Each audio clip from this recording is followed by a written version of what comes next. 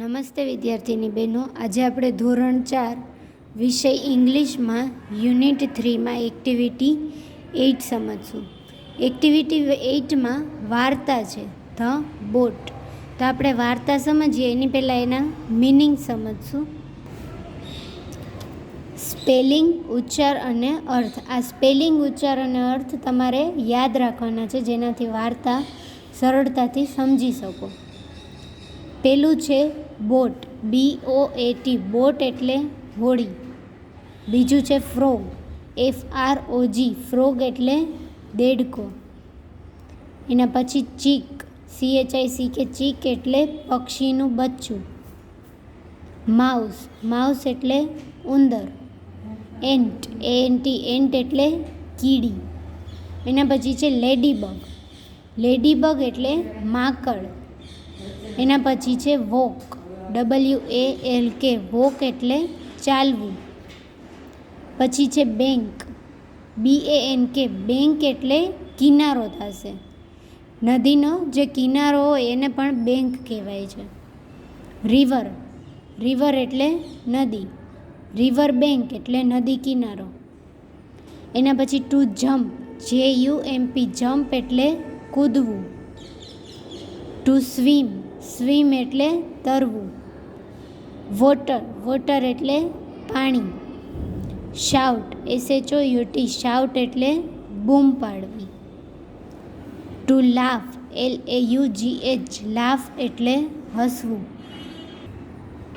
એના પછી છે હોપલેસ, HOPELESS, હોપલેસ એટલે નિરાશાજનક. પછી થોટ, THOUGHT, થોટ એટલે વિચાર્યું. થોટ છે એ થિંકનું ભૂતકાળનું રૂપ છે. થિંક એટલે વિચારવું અને થોટ એટલે વિચાર્યું. પછી લીફ, LEAF, લીફ એટલે પાંદડું. પીસ, પીસ એટલે ટુકડો. વુડ, વુડ એટલે લાકડું. પછી બ્રોટ, BROUGHT, બ્રોટ એટલે લાવ્યું. બ્રોટ પણ બ્રિંગનું ભૂતકાળનું રૂપ છે. BRING, બ્રિંગ એટલે લાવવું અને બ્રોટ એટલે લાવ્યું. સ્ટ્રો, સ્ટ્રો એટલે તણખલું. લોંગ, લોંગ એટલે લાંબુ. પછી છે થ્રેડ, થ્રેડ એટલે દોરો. ટુ મૂવ, મૂવ એટલે ખસવું. ટુ ડાન્સ, ડાન્સ એટલે નાચવું. ટુ સિંગ, સિંગ એટલે ગાવું. લાઉડલી, લાઉડલી એટલે મોટા અવાજે. HEARD, હર્ડ એટલે સાંભળ્યું. હર્ડ છે એ પણ હિયરનું ભૂતકાળનું રૂપ છે. હિયર એટલે સાંભળવું અને હર્ડ એટલે સાંભળ્યું. નોઈસ, નોઈસ એટલે ઘોંઘાટ અથવા અવાજ. ટુ લુક અપ, લુક એટલે જોવું અને અપ એટલે ઉપર. ટુ લુક અપ એટલે ઉપર જોવું. હવે આપણે વાર્તા સમજીએ. ધ બોટ, બોટ એટલે હોડી. A frog, a chick, a mouse, an ant and a ladybug. Frog એટલે દેડકો. ચીક એટલે પક્ષીનું બચ્ચું. માઉસ એટલે ઉંદર. એન્ટ એટલે કીડી અને લેડીબગ એટલે માકડ. એટલે દેડકો, પક્ષીનું બચ્ચું, ઉંદર, કીડી અને માકડ all went out for a walk. All એટલે બધા, વેન્ટ આઉટ એટલે બહાર જવું, ફોર અ વોક એટલે ચાલવા માટે. બધા ચાલવા માટે બહાર ગયા. Soon they come to the bank of a river. Soon એટલે તરત જ, જલ્દી. They come to the bank of a river એટલે તે લોકો નદીના કિનારા પાસે પહોંચ્યા, નદી કિનારે આવ્યા. Let's jump and swim, said the frog. Said the frog એટલે ફ્રોગ બોલે છે.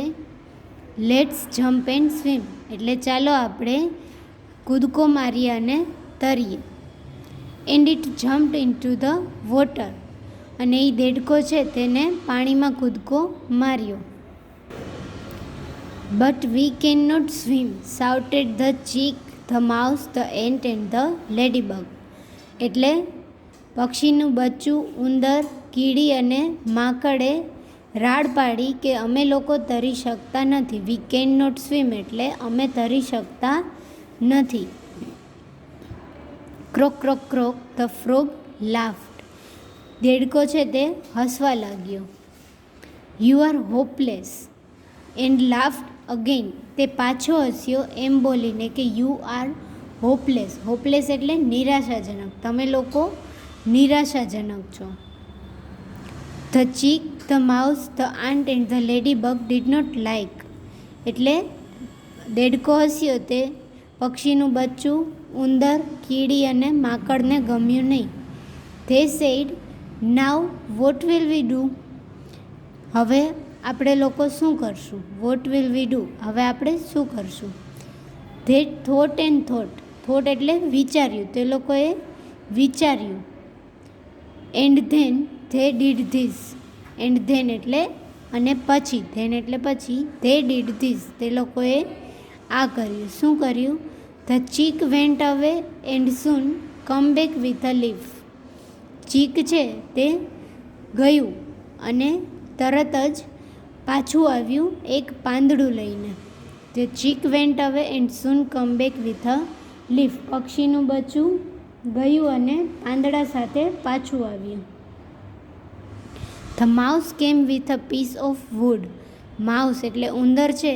કેમ એટલે આવ્યું. વિથ એટલે સાથે. કેની સાથે? પીસ ઓફ વુડ, લાકડાનો ટુકડો લઈને. ઉંદર છે તે લાકડાનો એક ટુકડો લઈને આવ્યો. The ant brought the straw. Ant એટલે કીડી. એ બ્રોટ એટલે લાવ્યું, લાવવું. The straw. સ્ટ્રો એટલે એક તણખલું. કીડી છે એ એક તણખલું લાવી. And the lady bug brought a long piece of thread. Ladybug એટલે માકડે એક દોરાનો એક લાંબો ટુકડો લઈને આવ્યું. They use the leaf, a piece of wood, a straw and a piece of thread and made a board. એ લોકોએ પાંદડું, લાકડાનો ટુકડો, તણખલું અને દોરાનો ઉપયોગ કરીને હોડી, બોટ બનાવી. They put it into the water, jumped on it and the boat moved. એ લોકોએ એ બોટને પાણીમાં મૂકી અને એમાં કૂદકો માર્યો અને બોટ છે તે ચાલવા માંડી. They all dance and sang loudly.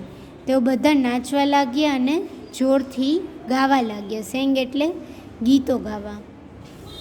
Sang છે એ સિંગનું ભૂતકાળનું રૂપ છે. The frog hard the voice. એટલે દેડકાએ તે અવાજ સાંભળ્યો. It looked up from the water. તે પાણીમાંથી ઉપર જોવે છે. The frog became happy. અને તે ખુશ થયો. ઇટ ક્લેપ્ડ. અને તેને તાળીઓ પાડી. તો આ વાર્તા ઉપરથી આપણે એ શીખવા મળે છે કે ક્યારેય નિરાશાજનક ના થવું જોઈએ. બધી વસ્તુ કરવા માટે કોઈ ને કોઈ રસ્તો હોય જ છે.